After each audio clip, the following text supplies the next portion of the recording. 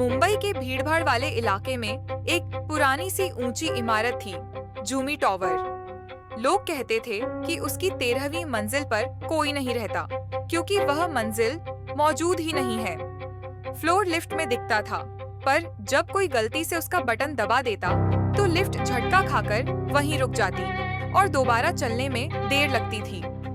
रीमा 26 साल की एक ग्राफिक डिजाइनर जो हाल ही में उस बिल्डिंग में शिफ्ट हुई थी। उसने 10वीं मंजिल पर फ्लैट लिया था, लेकिन रात को ऊपर से अक्सर किसी के पैदल चलने की आवाजें आती थीं।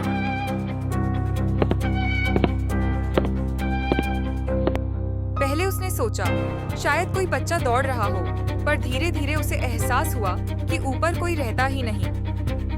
एक रात जब बिजली गई हुई थी, रीमा अपने लैपटॉप की रोशनी में बैठी थी। तभी उसे लगा दरवाजे के बाहर कोई धीरे धीरे खटखटा रहा है। वो झांकने गई, बाहर कोई नहीं, लेकिन उसी वक्त लिफ्ट की घंटी बजी। रीमा ने देखा लिफ्ट 13वीं मंजिल पर रुकी हुई थी। वो चौंक गई, क्योंकि उस मंजिल का कोई फ्लैट नहीं था। अगली सुबह उसने चौकीदार से पूछा, भाई 13वीं मंजिल क्यों नहीं दिखती? चौकीदार ने बस इतना कहा, मैडम, उस मंजिल पर कभी कोई नहीं चढ़ा और जो गया वापस नहीं आया। रीमा को लगा ये बस अफवाह है। उस रात जिज्ञासा में उसने लिफ्ट में जाकर बटन दबा दिया। 13। लिफ्ट अजीब सी आवाज करती हुई ऊपर चढ़ने लगी। लाइट झपकने लगी। अचानक लिफ्ट रुक गई। डिजिटल डिस्प्ले पर नंबर चमका, 13। दरवाजे खुले। सामने एक अधूरी मंजिल, टूटी दीवारें और हल्की सी नीली रोशनी।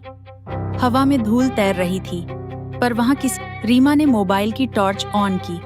उसने दीवार पर धुंधली उंगलियों से लिखी लाइनें देखीं, यहाँ मत आना।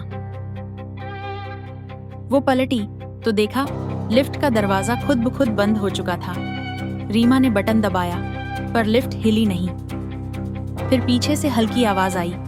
धीरे धीरे नीली रोशनी में कई चेहरे उभरने लगे जो उस मंजिल पर फंसे थे। उनके मुंह हिले बिना आंखें रीमा पर टिक गईं। रीमा ने चीखने की कोशिश की, पर आवाज नहीं निकली। अगले दिन बिल्डिंग के चौकीदार ने बताया लिफ्ट में एरर दिखा रहा था और दरवाजे के अंदर बस रीमा का फोन पड़ा था, जिसकी स्क्रीन पर लिखा था 3 बजे रात को इनकमिंग कॉल, अज्ञात मंजिल।